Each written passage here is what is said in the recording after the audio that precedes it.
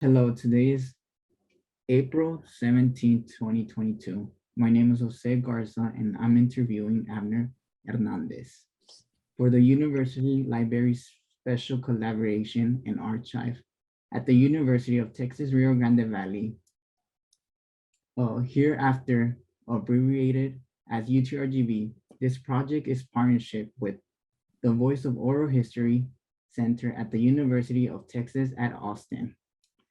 Please know, Abner Hernandez, that this interview will be placed in the University Library Special Collection and Archive at UTRGV and share with the Voice Oral History Center at the University of Texas at Austin. If there's anything you don't wish to answer or talk about, I will honor your wishes. Also, if there's something you want to talk about, please bring up and we'll talk about it. The University Library Special Collection and Archive will arch your interview along with other photographs and other documentaries you're willing to share. UTRGV University Library will retain copyrights or non-exclusive right to the interview and any other material you donate, specifically collection at archive at UTRGV. Because we're not conducting this interview in person, I need to record you consisting to make sure you agree with our interview procedures before we continue. So I will ask you a series of 6 questions. Please say yes, I agree, or no, I do not agree after each question. Do you Okay. give, okay, do you give University Library Special Collection and Archive at UTRGV consent to archive your interview and your materials at UTRGV University Library? Yes. Yeah. Do you grant UTRGV University Library Special Collection and Archive right titles and interest Yeah. in copyright over the interview and any materials you provide? Yes. Okay. Do you agree to allow UTRGV University Library Special Collection and Archive to post the interview on the internet where it may be viewed by people around the world? Yes.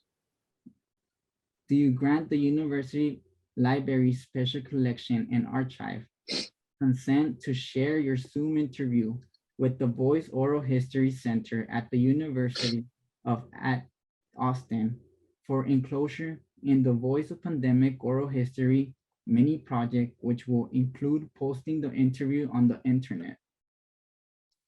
Yes. As, as you recall, we previously filled out a pre-interview form. We use information from the pre-interview form to help in research. The entire form is kept in a secure voice server at the University of Texas at Austin. Before Voices sends it, UTRGV University Library Special Collection and Archive Mm. will have stripped out and contact information for yourself or family members so that you will not be part of your public file. Your public file will only be accessible at UTRGV University Library. The final 2 questions ask for your consent on what I just described. Do you wish for us to share the rest of your interview in your public file available to research at UTRGV University Library Special Collections and Archives? Yeah, that's fine. Okay. On occasions, UTRGV Special Collections and Archive and Voice receive requests from journalists who wishes to contact our interview subjects. We only deal with legitimate news outlets.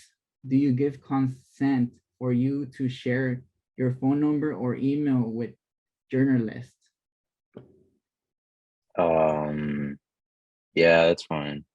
Okay. Thank you for your consent. Your experience and stories mean a lot to us. At UTRGV Special Collections and Archive, I look forward to what You say in the interview questions I will now ask. Okay, so now I will go to the question. All right. So we're starting, right? Basically. Yes. Okay. So before I start, I want to thank you for your time, Abner Hernandez. Your tales and experience are valuable to us at UTRGV Special Collections and Archive, as we all as our partnership partners at University of Texas at Austin, Voice Oral History Center.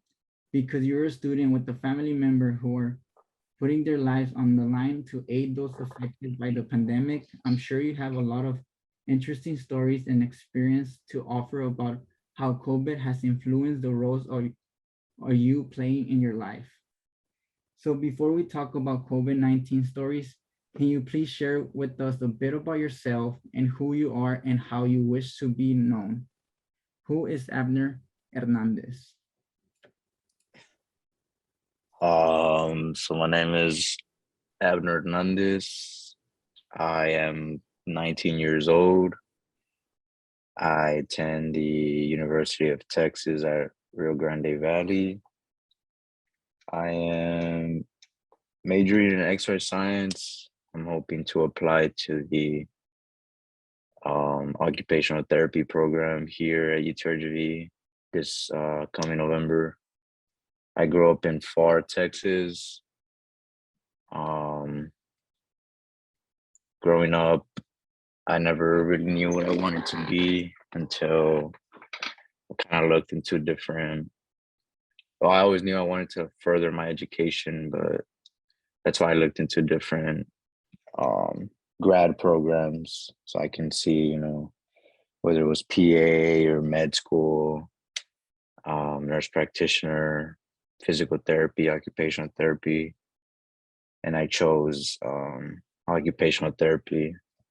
So the way I kind of want to be known is just none of my family has furthered their education, so it'd be kind of nice for one of us to do that. So that's kind of how I want to leave my mark, big goals.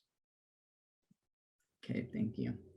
All right, in the next 7 questions, I will be asking you your first memory about COVID-19 and your understanding about the virus. So the first question I want to ask you is, can you share some memorable stories about how you first heard or learned about COVID-19? Um, I just remember hearing it in China, or that it was from China and it was spreading in China. I didn't really think about the effect of it like happening here in the US. I was working at a clinic at the time and as a phlebotomist, and I remember people would like make jokes about it and stuff, and it was kind of just it was like funny. It was like, oh, imagine if it came over here and stuff. Like, at first we wouldn't take it serious until um it was a reality. So that's kind of how I heard about it. I mean, it was on social media, like, this virus spreading in China and stuff. And it kind of, we would hear more about it because we would hear about how easily it spread. So that was kind of the main factor that people would hear about because it was easily transmissible through droplets. So did that answer the question? Yes. Okay. What were some early reports or rumors about COVID-19 that you remember back in 2020? So I remember when, well, before it hit the US, I remember not really hearing much um, regarding like how deadly it was and things like that. But once it hit the US, um, I just started hearing a bunch of numbers, like numbers that would make the virus seem super deadly.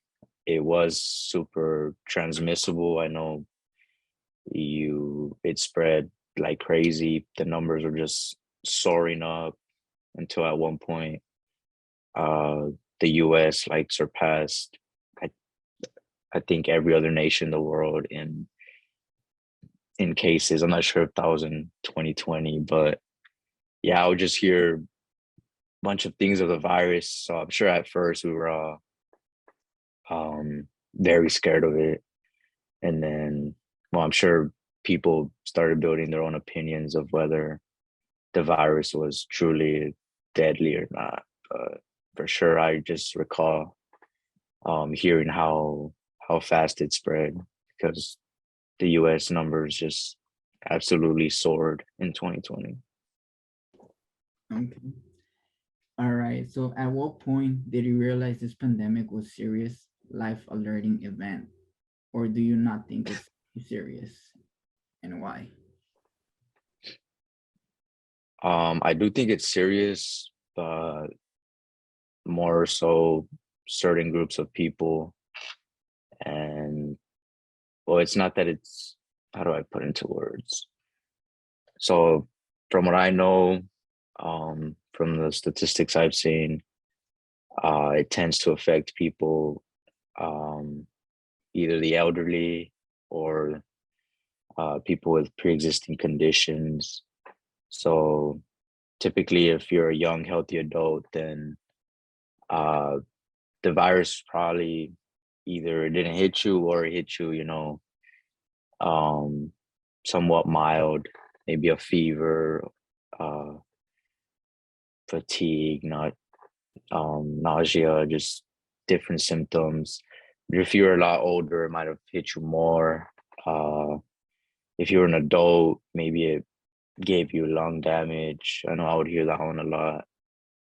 But for sure, if you were elderly and if you had a pre-existing condition, then COVID had a more of a chance of being fatal to you.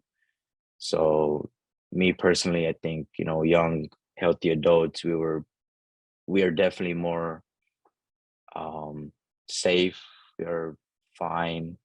That doesn't mean it can't harm us, but the chances of it harming us are a lot lower. So that's all I know regarding the virus. Yeah. Okay. Um, do you remember what was like for you during the stay-at-home orders in 2020? Do you have any stories from this time you could tell us? Um, at first, I was in high school, senior year. I was about to graduate, and I remember at first it was kind of like I had mentioned before, it was kind of like fun and games. We weren't taking it so serious. We were more excited about having an extra week off of school. Um, until we realized that we were no longer going back to school. That's kind of when we realized that it was serious. And we I just remember it was an odd feeling. Like I had never been in a global situation like that. Like I've never lived through a war that I understood, maybe back when I was a baby, but once I was grown up, I've never been through a global crisis like a pandemic. And I mean, it affected everybody. It was definitely it was definitely weird. Like when you would go out for groceries, the streets were empty, and it was kind of just it would kind of hit you hard. Like damn, like is this really happening? Like you would start looking back at life before the mask and social distancing, and you kind of like forgot how that was like. Like even today, you kind of look back and it's like damn, like now it feels a little more normal, but yeah, it was definitely a weird time, and it was also a sad time, like seeing how something can disrupt the normality of the world. All right. Over the last couple of years, What news media, social media, or other sources do you rely on keeping your information about COVID-19? Why do you prefer these new sources? So the sad truth is that every news source is biased. Some lean more towards the right, some lean towards the left. I've seen many that try to stay neutral, but it's kind of hard in this time.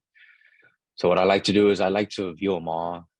On my phone, I watch CNN, Fox News. I kind of avoid MSNBC. I think they are definitely, I don't trust them at all. But it's not that I trust the other two, but I will mainly watch CNN and Fox, even though they have different agendas, they have different views, even on COVID. I just like to see both sides. You know, they both always have something to say.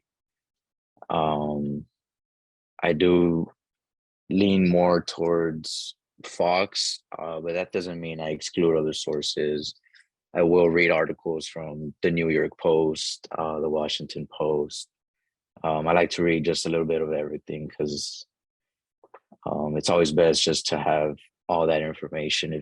If you get your information from one source, you'll definitely be lacking some type of knowledge on the subject.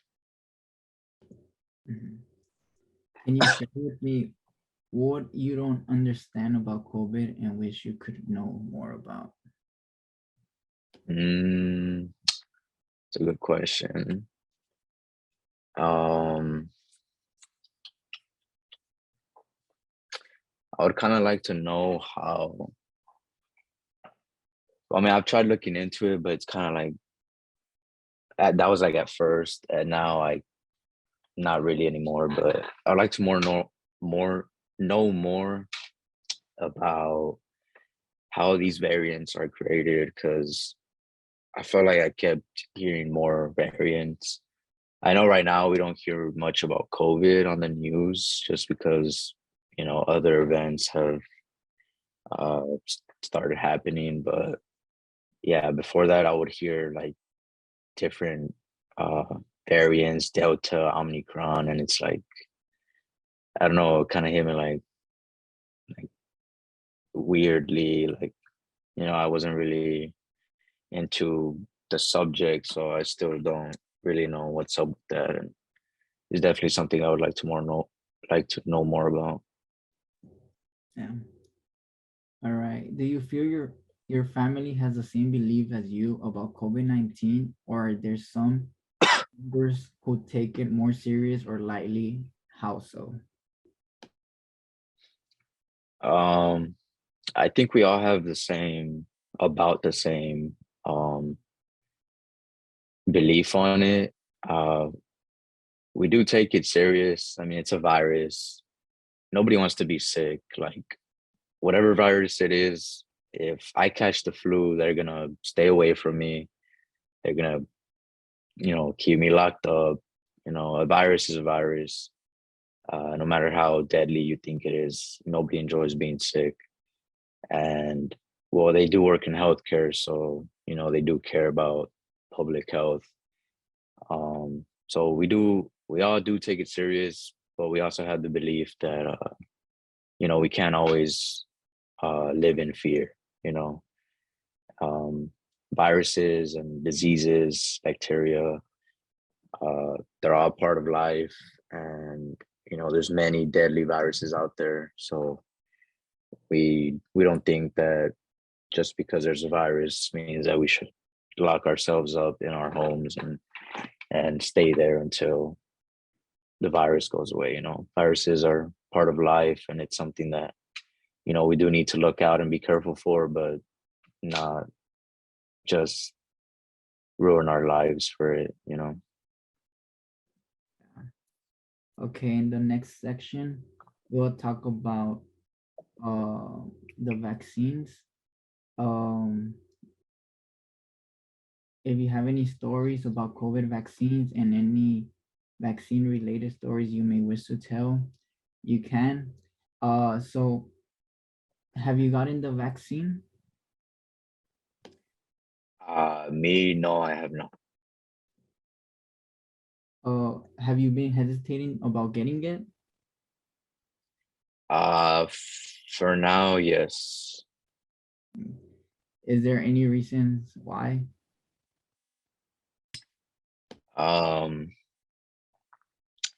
I'm not one of those conspiracy theorists. I don't think uh the I don't think anything extreme about these vaccines.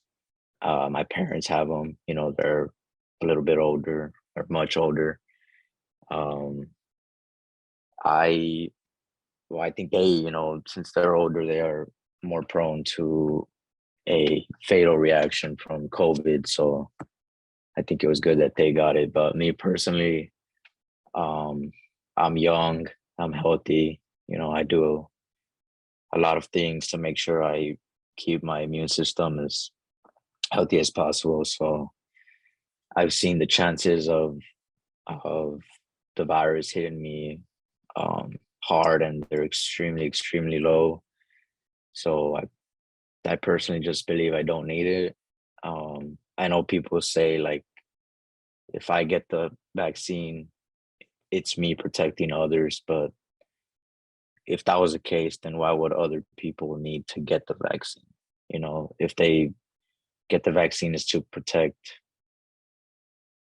themselves, like it's supposed to work for them. If they shouldn't depend on other people to receive them. So yeah, I personally just think I'm young, I'm healthy.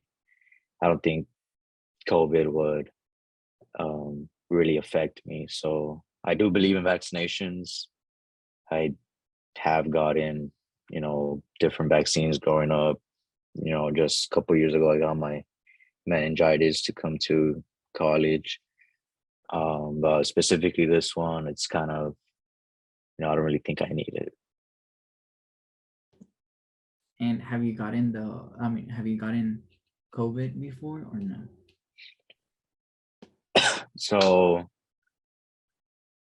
I've been around uh literally my every single family member when they had COVID, when they discovered they had COVID, my girlfriend. And every time, because of how close I was to them, like hugging them or even kissing them, like I was surprised that I didn't get COVID. Um, but I would do tests and even PCRs, and I just never came out positive. So, according to the tests, I never had COVID. That's good. That's good.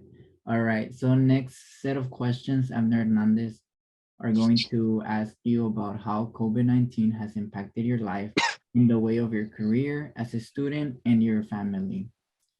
So, what grade level were you in when the pandemic occurred? Um, I was a senior in high school at Vanguard Academy.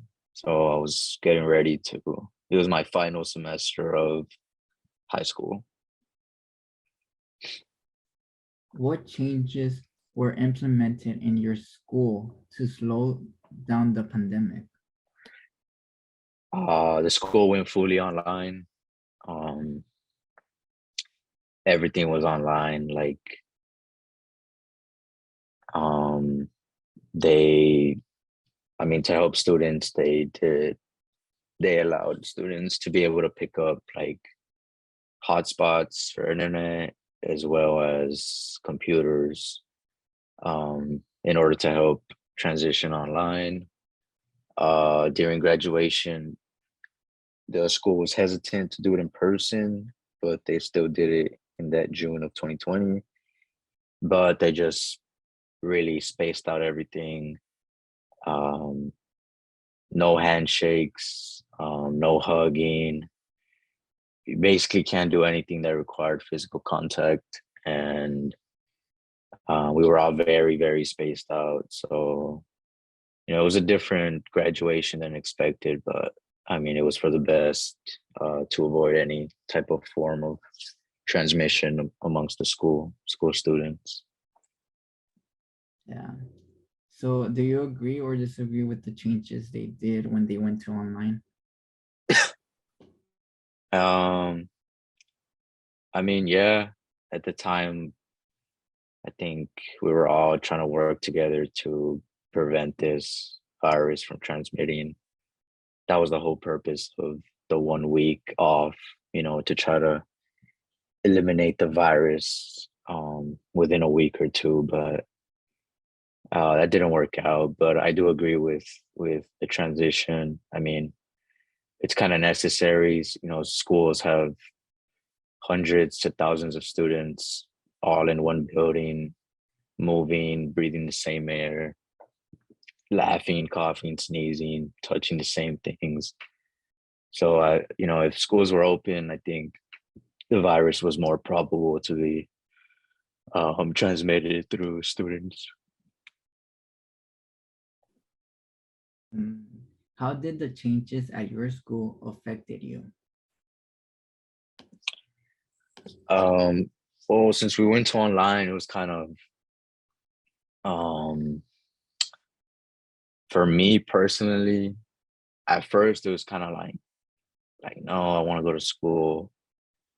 But then the online was, I kind of liked it. Like for some classes, we wouldn't like meet on Zoom or anything, so it was kind of nice to be able to sleep in and kind of just work on your own time, like complete the work,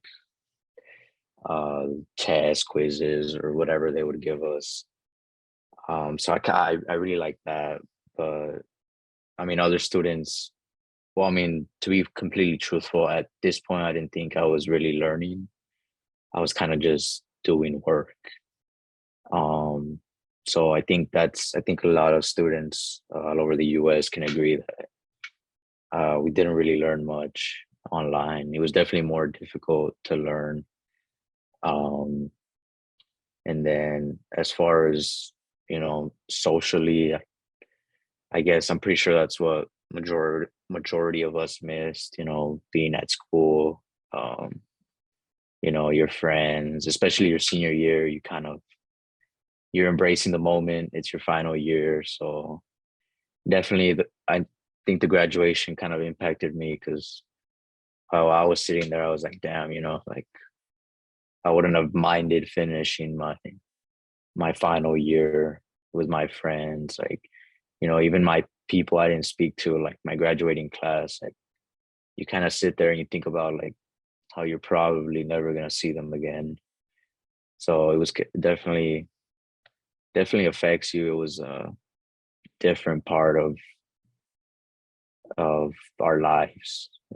I'm sure it struck us all kind of. I'm sure it struck us all in a hard way. Yeah. So I know you mentioned you were in high school when the pandemic occurred, and also that you like that I mean, the online learning. Um, I mean, when you were in Zoom online, I mean, you could do the work whenever you want to, right? What is something that you disliked about the remote learning you received in high school back in 2020 to and 2021? Um, I think it made us lazier. So two things: we didn't learn properly, and it made us lazier. So in class, like in person, if a teacher assigns you an assignment or homework, you would probably turn it in the next day in that class period. So here it's like they'll assign you something and the way you see it is like, oh, I have all this time to do it. And we would just procrastinate until the final hour, 30 minutes to turn it in, before the deadline. So I'm sure we all got lazier. The same thing, we no longer had to wake up early. So, I was always sleeping in, or if we had, class on Zoom, we would I would just join in and then go to sleep. I'm sure many of us did that. So that's one thing I hated. The online definitely, or at least for myself, made me lazier. I do know of many others that would agree on the same thing. It was a lot easier to slack when it was online. Were there some assignments that were memorable because they were effective in teaching you, or what assignments were not so effective of your learning in your remote courses? Um, Not any that I could recall. I just they I mean, another thing with online is that you can cheat, so there was no way of, I mean, in person you can do it too, but even on tests, on quizzes, like in high school, they wouldn't really use lockdown. In university, we do. So there is some way to proctor if someone is cheating or not. But back in high school during COVID, there was no way of monitoring the students, or at least they didn't use any method. So everything was kind of like easy because you just had to cheat. You no longer had the the struggle of, or not the struggle, but you no longer needed to know a lot of the information. And then at that time, a lot of teachers were lenient, because of everything going on. So, uh, teachers weren't as strict, so that made school easier. And we were seniors, so as the time came for school to end, a lot of teachers just stopped assigning work and stuff because, I mean, they knew that there was no longer a point to it. So I don't really recall any assignment that was memorable. Yeah, yeah. Well, oh, how was the transition from high school to college for you in during the pandemic? Please explain or share any relevant stories. So once I got to college, um, it was still online, but I did have to, um, you know, start getting my stuff together. Professors are a lot more strict on classes, so you would have to show up to your class if there was um, a certain time you had to meet, whether it was on Zoom or whatever app they would use. Um, I was taking anatomy at the time, so I dedicated a lot of time to studying for that. Um, I know in high school I wouldn't really study much, so in college it kind of hit me hard on how I had to get my stuff together and actually hit the books. Um, and once you're in college, I mean, if you have, uh, if your goal is to get into grad school, whatever grad school it is, you have to have good grades, a high GPA. So now you actually have to start taking every single class serious in order to maintain a high GPA. So it was a different um, environment.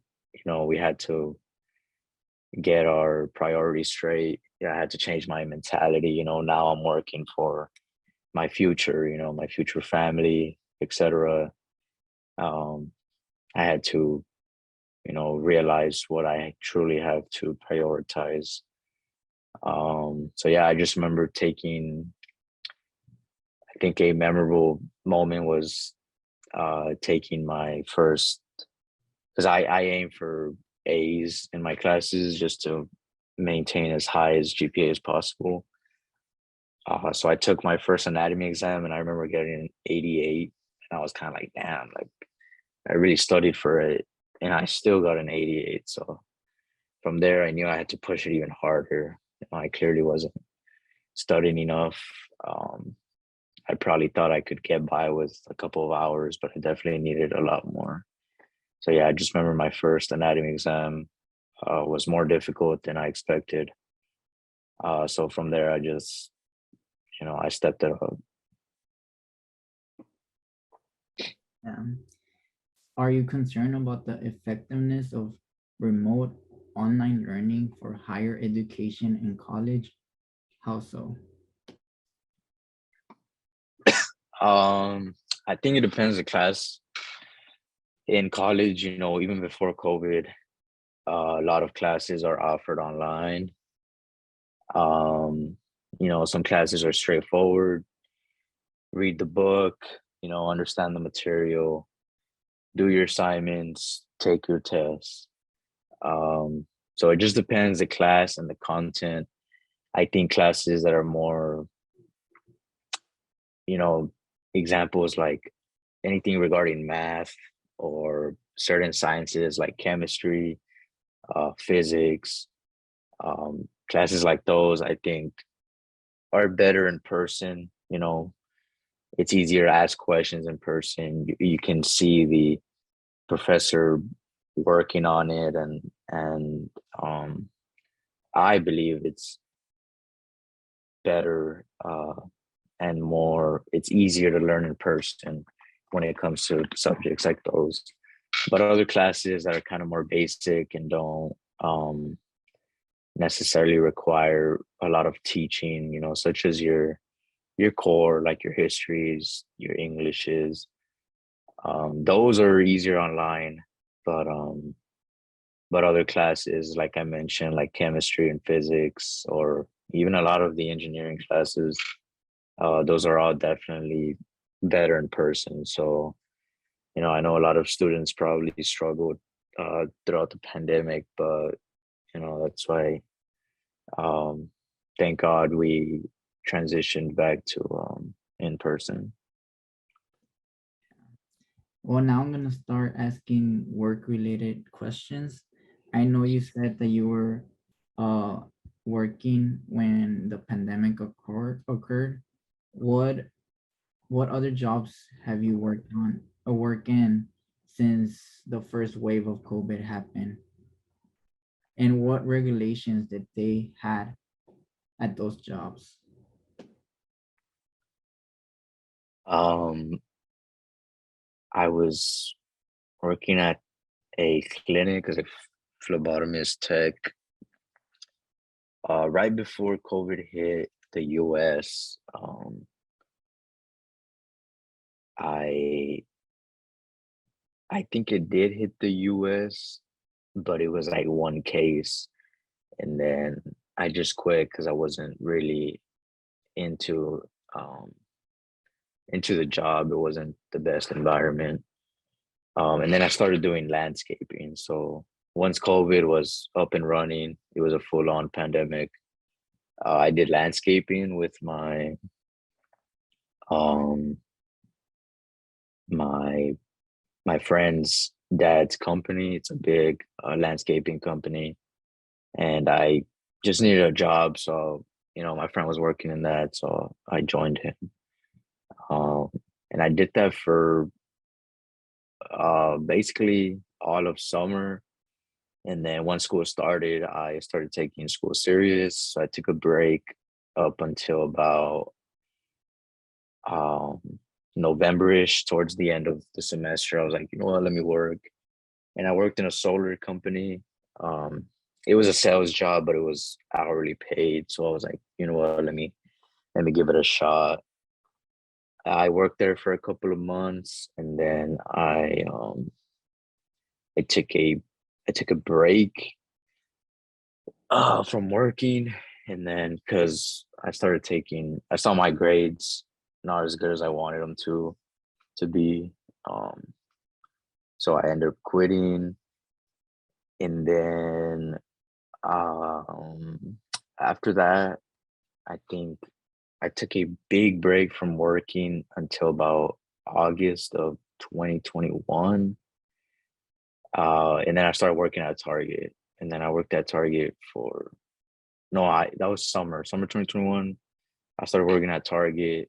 Um, there we still had the mask policy. I still had to wear my mask. We had to clean a lot of the things, areas where um, people would touch, clean the carts, things like that. We still had the big visors around the computers to prevent any droplets. We still had signs recommending uh, the wearing of masks. We still had the little pictures on the floor of, 6 steps of just to show the amount to social distance, little things like that. We were still corresponding with the pandemic. And then I entered at UTRGV. I started working at UTRGV. That is where I am currently employed. So on your landscaping and solar planning job, were there any regulations that they did for COVID? Uh, for landscaping, not really. We wouldn't really talk to people. Um, we, I mean, the customers would sometimes, come out and greet us and, talk to us and watch us work. Um, but that's about it. We were never really told any strict rules. Just obviously, if you're not feeling well, to stay home, because we obviously didn't want to get everyone on the job sick. Um, so that's for landscaping. For the solars, we would start off the day in a room. They would tell us to wear masks because the room was kind of small and there was a lot of people in there. So, just to keep it safe, because it was not really possible to social distance in that room. So we would just wear masks. And then that job did require some door to door sales activity. So when you would knock on someone's house, you would obviously step back to not make the household member uncomfortable. But other than that, and plus, I mean, when it's door to door, you're encountering uh, a lot of people in one day or in one week. So you obviously wanted to have preventative measures of getting in contact with the virus. So that was about it. When you would knock on the door, you would make sure to take steps back just to, be polite and be aware of any precautions regarding the virus. Oh, how has COVID affected the jobs in which you have worked in terms of new safety procedures, reducing or increasing work hours, pay, and etc.? So during COVID, there was a lot of hiring. Um, I remember seeing retail stores and fast food. I know a lot of people lost their jobs, but certain companies did thrive during COVID, such as grocery stores. People still needed the groceries. If anything, people bought more groceries in COVID because people were scared. So I know stores like Walmart and HEB and Target, they thrived during COVID, and a lot of people would go to the store, so they would get more workers. So I did get into COVID. I mean, I did get into Target, and like I mentioned before, they still took preventative measures such as cleaning the cards, putting the big visors on the cashiers, putting the stickers on the floor to mark 6 feet in between customers. They put a bunch of signs regarding wearing your mask. At the time, I didn't work at Target, but I remember um, when the pandemic first started and a lot of people go to the grocery store, they started making lines for the store and they would only allow a certain amount of people to go in there. Um, so when I worked there, that didn't happen, but that's just a memory I remember. And so, yeah, those are the main ones. That was mainly for Target because that's retail. Um, Here at UTRGV, we work with orientation, and when we do orientations, it's a lot of students. So I personally just wear my mask because I mean, it's just to be safe. It's hundreds of students in one room, and then traveling throughout the university. So it's just a preventative measure that I take and that I recommend. Yes. So we still have a couple more questions. I don't know if you want to take a small little break, because I know we've been here for for some time. If you want to take a break, just tell me and we could take a break. Nah, bro, I'm good. You want to continue? Okay. So now we're going to continue with some family questions. Um, so you mentioned to me that your mother and father both work in the medical field, correct? Yes. What do your parents do in the medical field? My dad is a um you call it either pathologist or medical technologist at um Mission Regional Hospital. He is a supervisor of the lab. So they handle, all the blood samples and serums and things like that. They do a lot of the testing. My mom used to work at a hospital, but she is currently a school nurse. So during the pandemic, she was already a school nurse. Um, they could you repeat the question just to see?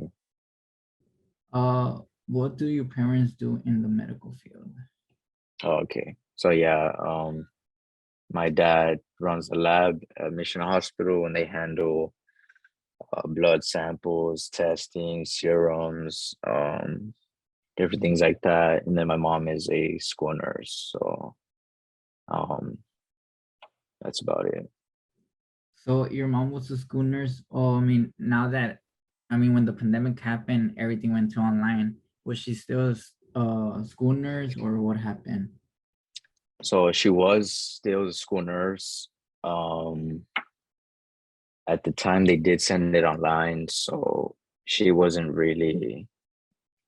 um, really vulnerable to the virus because she did work from home. They gave her all the materials to work from home. They provided her a desktop, you know, um, a phone, and everything, just like as if she was in office at her school. So she was a lot more safe. It wasn't until the vaccines came out where they had her, um, or once they went back in person, she would be the one to perform the tests for students. So there she started becoming more vulnerable to the virus. Um, and as well as when the vaccine came out, she would this the PSJISD would do drives where they would vaccinate the community. So they would always have um, her as a part of those drives, vaccinating people as well as testing people. So those were her tasks. And then in that time, with your father, what procedures did they took at his workplace? So hospitals as a whole started taking really hefty um, preventative measures. Um, I know, like, it was a sad time. My dad would tell us how people couldn't, uh, you know, see their loved ones in the hospital, or only one person could enter, and just a bunch of things like that. And just to help prevent uh, the transmission, he he would definitely come home and he would instantly shower to to wipe off any possible chance of him having it on his clothing or anything like that. He was well, I mean, since he worked in a hospital, we obviously assumed that he had the greatest chance of bringing the virus home. So it was always scary. I'm sure we all in our heads kind of took precautions being around him. But yeah, over there, masks were in the hospital he worked at, masks were mandatory. Um, doctors would wash down, they would wear heavy masks. I think majority of them would wear the N95 mask, not just your regular cloth ones. It was, hospitals were chaotic at the time, so people would, you know, nurses, doctors, a lot of people would contract the virus, and hospitals would be understaffed while being packed with patients. So, it was a hefty time for hospitals. And what were your feelings when knowing that your parents were in this situation? Well, I mean, they had to risk their life. Um, it's probably more towards my dad. He was, I mean, since he worked at the hospital, um, we always knew there was that chance of him contracting COVID, but he was always he's always been a careful person. He values his life. He's always um, done everything to prevent any type of injury or uh, pathology towards him. So um, it's still, it was still scary, but um, I still had faith in him that he would do everything to prevent contracting it, because he is an adult man, but he is very healthy. He takes care of himself.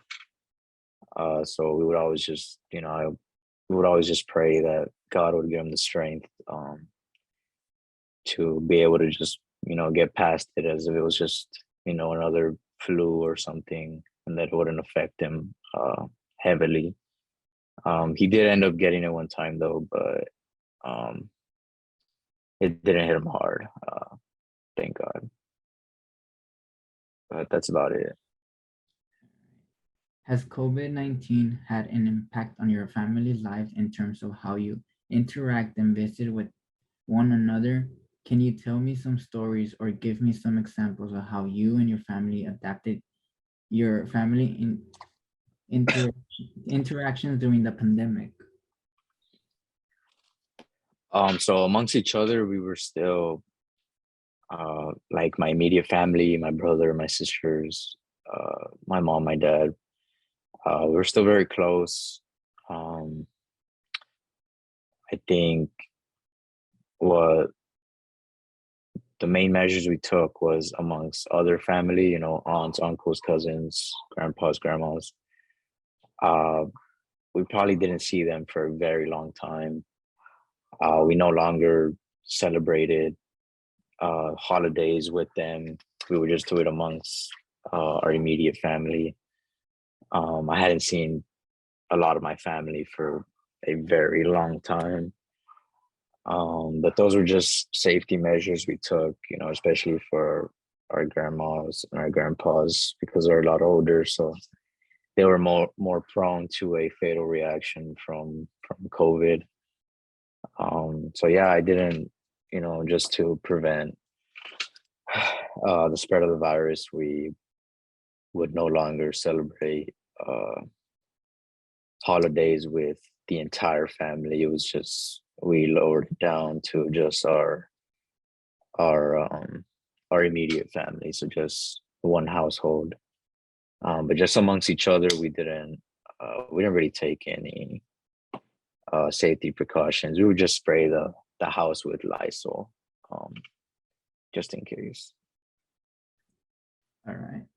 This last questions ask you to share any stories or you have about this pandemic and the response by local, state, and nation elections office. Feel free to respond or pass on any of the questions. Do you feel satisfied with the local response to COVID-19 in Hidalgo County over these last 2 years? Last 2 years, um, um, I think so. I think we reacted properly. We for schools we went online. Uh, we sacrificed our social enjoyment for the sake of stopping the pandemic. We basically shut down. A lot of businesses had to shut down in order to prevent the spread of COVID. We made masks mandatory. We put on curfews to prevent people from being out um, on the street past certain times. I think locally they did everything to prevent the virus. I think there was only one time where I disagreed with I think at one point if it was like June 2020, I believe, maybe July, I don't recall specifically, but it was pretty early on. Uh, they took off the mask mandate and they started opening up again. And as soon as they did that, the cases started to rise instantly. So I think that was something that they did a little too quick. I think they could have waited a little more. After that, we did lock down again and made masks mandatory. So they did kind of see their mistake, but that was probably locally, that was probably one of the times I disagreed with a local decision. Are you satisfied with the state response to COVID-19 led by government admin over the last couple of years?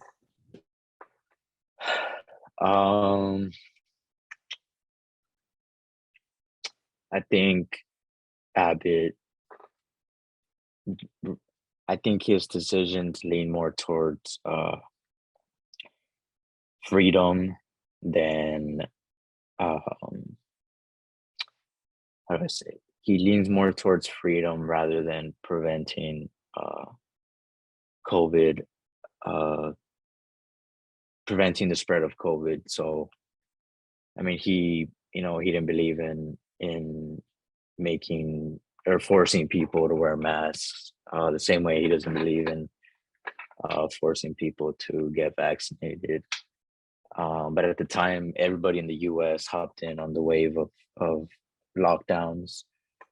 So he did lock down the state, but he did end up. I know Texas opened up faster than most other states in the U.S. I mean, at the time, I did kind of disagree with it. I was kind of like, I don't know, it's a little soon, but I mean, over time, if you look at the numbers, even while Texas had a bigger population, we would have less less COVID cases. So it was kind of, I mean, it's a weird thing. You would assume being open would mean more cases, but Texas kind of proved that wrong throughout different times. So maybe at first I disagreed, but I think now they've done a pretty good job of handling the pandemic. How do you feel about the national response to COVID-19 led by President Trump in the year 2020 and the Biden from year 2021 to present? Um, I think Trump's response, if it really all comes down to biasness, if for example, if Trump, so I think the most controversial thing Trump did was ban uh, any type of traveling from China to the US. So that was, that's something that I agree with simply because at the time China was the source of the virus, the origin as well. Um, they had most of the cases as well. So, I personally thought that was the smart thing, but that was kind of marked as racist and xenophobic. So I was kind of like, um, I think that's what it comes down to biasness. If you didn't like Trump, then you would just try to find any way to go against him. So, they would mark that as racist. But I agree with that. Trump also announced lockdowns. So, when the virus first hit, I did agree with the lockdowns. Um, it's kind of hard to keep an economy up and running when you have lockdowns and people not working, uh, jobs not available. So, I think whoever was president was gonna take a hit. Um, there was no perfect way to handle COVID. Um, if you force lockdowns, if you stop everything, then you would have a failing economy. So it's either one or the other. You choose one. If you force lockdowns, economies would fail, and that would be on your resume. As a president, the economy was bad. But if you keep the economy up and running, then you would have lots of cases, more deaths, more uh, fatal cases of COVID. So it was kind of, I think Trump tried to keep a balance, but COVID still spread. There was still, I believe, during his presidency, about maybe 400,000 deaths, if I recall, in the US. So it wasn't the perfect response, but I mean, people got to understand that there is no perfect response. So whatever he did, he was going to get attacked. Regardless of his decisions, people are going to find some way to disagree with it and blame him. And as far as Biden, well, I mean, Biden got it once the Biden got into presidency once the pandemic was slowing down. He got into office once there was vaccines. So as far as Biden, he really just had to, make vaccines accessible to the community. So, I think he's done a good job of um, making these vaccines open to the public. But I do disagree with his mandates of the vaccine. That's probably the only thing I think he's handled wrong. But other than that, I think he's done his role in making sure people that want the vaccines are able to get them. Yeah. If you had the power of a political office to respond to COVID-19, what would you do differently? Man, that's a tough one. Like I mentioned before, whatever response you make, you had to sacrifice something. So if if you still wanted your country to have a successful economy, then you couldn't lock down because lockdowns would prevent people from being able to work. Because not all jobs can be worked from home. So if you lock down, that means the economy would worsen. And then if you keep your economy running and you don't lock down, then you would spread the virus even more. So that's a tough choice. As a politician, I would definitely, oh, excuse me, I would definitely advertise to mask up. I would advertise, to, uh, just, keep your distance from others. If you have any symptoms, to stay home. But as far as policy wise, um, I think I would I would set restrictions on certain places, public places of fun, for example, that get packed, Top Golf or clubs, bars, just places where people go to socialize and have fun, that get really packed. I would definitely, limit the amount of people that could be there. Um, you want to lessen populated places, because the virus has more of a chance of being transmissible. But I would avoid lockdowns. The last thing you want is the economy to crash and people not having access to food and necessities such as toilet paper or um, water and things of that sort. So um, I think we just have to take extremely cautious preventative measures regarding COVID. Make sure people follow guidelines. Access to lots of testing for sure.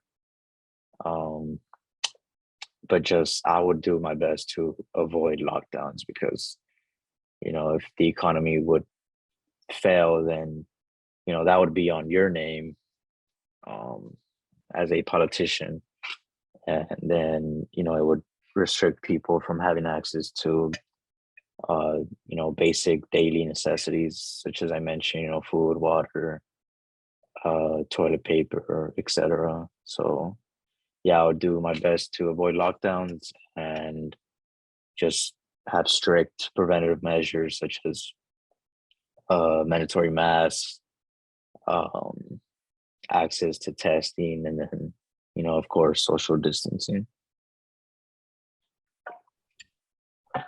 Um, this is a special year in our nation democracy because it's the midterm elections voting year. Do you plan to vote? And if so, is this issue of COVID-19 going to affect into your votes? I think we're at a point where COVID is kind of just, it's not a thing of the past. It still exists. We still have to be careful. But I personally, I will not be letting COVID, run my life anymore. I'm gonna live my life. I'm still gonna be careful. Avoid getting sick. Um, but I'm no longer gonna treat this. Um, I'm not gonna allow this to stop me from, simply enjoying life. Um, I I think we're at a time where it's, with COVID, with the vaccines and everything, being accessible to the public. I think COVID it's not a major issue as the way it used to be. Cases are down, deaths are down, not only here but worldwide. Um, so I won't really be thinking about COVID regarding the elections. One thing I will be looking into is, politicians that are pro mandatory vaccinations. I think that's extreme. Nobody should be forced to put anything into their bodies. Nobody should be forced to. Nobody should be making medical decisions for another person. So I think any politician that supports that, I will definitely not be voting for them. So I think that's the main issue regarding COVID that I would be looking into regarding politicians in the midterm elections. Is there any sort of help or aid you could have used at the peak of COVID-19 pandemic to make your life more manageable, less stressful, or is there any assistance you wish you had at this point in the pandemic? Um, I think COVID testing should have been. I mean, they should have worked harder to make it more accessible. I mean, people had to wait in lines all day just to be able to get a COVID test, and which is understandable. I mean, millions of people were getting tested probably every day, so it's hard to produce millions of um, COVID tests. But I mean, we were in a pandemic. If we were going to shift our funding somewhere, it would be towards the pandemic. So I think with the right investments and everything, it could have been possible. I know we pulled out. I'm not sure the name of the ship, but there's a Navy ship that is used in case of medical crisis. They even pulled that out to help out in New York because New York was being flooded by COVID cases. So they put out this Navy ship to assist them. So yeah, I just wish COVID testing was a more accessible to the public, rather than waiting in long lines just to get COVID testing. Uh, it would have been, easier if people knew they had COVID right away, and they could have taken their preventative measures to avoid spreading the virus. So definitely the COVID testing is one of them.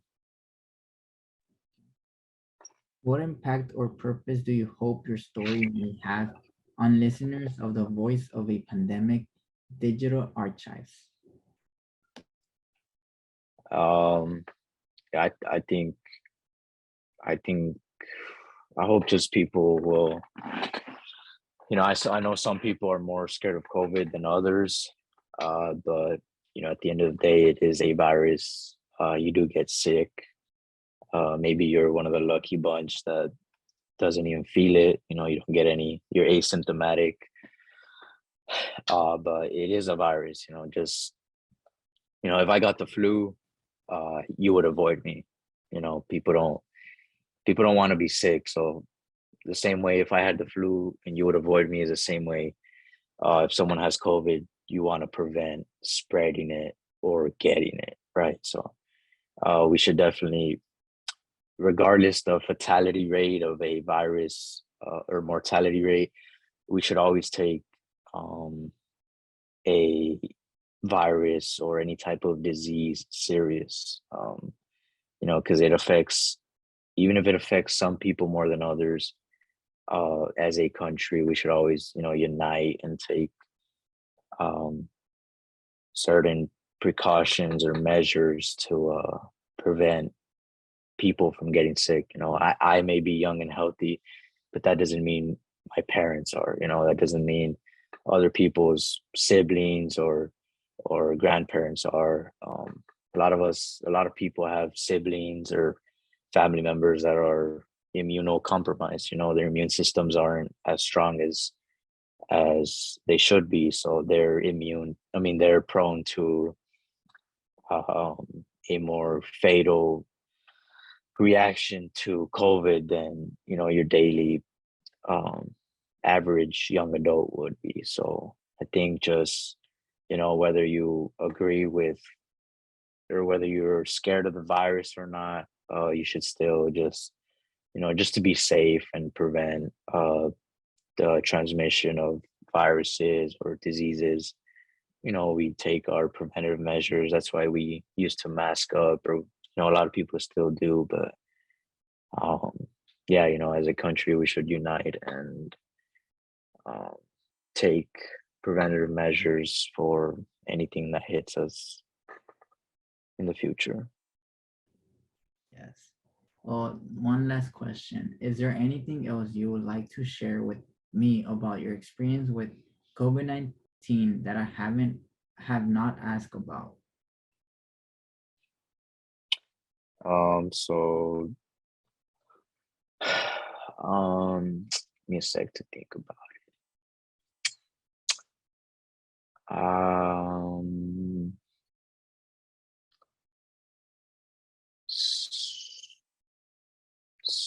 Mm, I don't think so. I think we've covered, basically almost every area Mhm. regarding COVID. Well, thank you, Abner Hernandez, for sharing your stories with me, the Voice of Pandemic Oral History Project. Yeah, no problem, man.